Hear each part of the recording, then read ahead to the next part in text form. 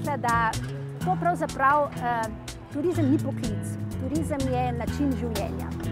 S tem, ko se odločiš za to delo, enostavno začneš s tem živeti.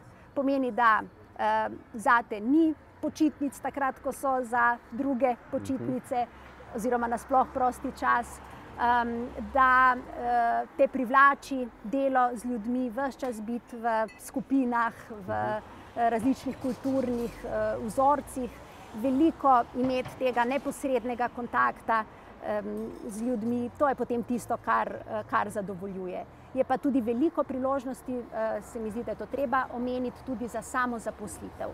Skozi pridobivanje teh poklicev, teh certifikatov in prav to tudi zdaj naše študente še posebej opozarjamo, da ni treba samo čakati, kdaj se bo kakšno delovno mesto v okoliških hotelih spraznilo.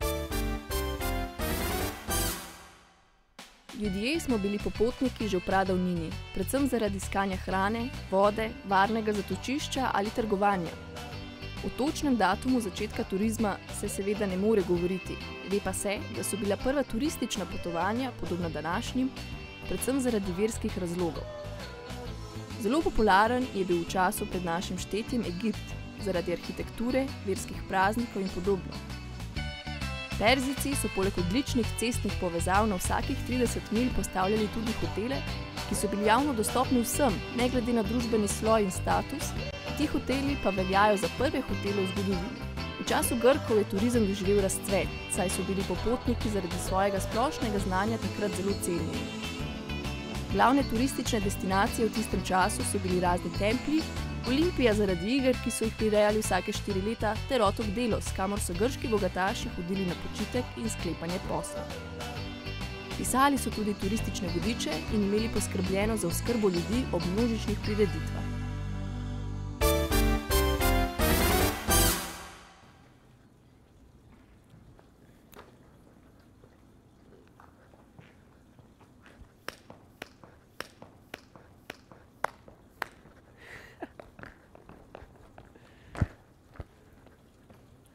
Kaj je bilo pa tole? To je bilo en delček našega plesnega šova, ki ga izvajamo tukaj poleti.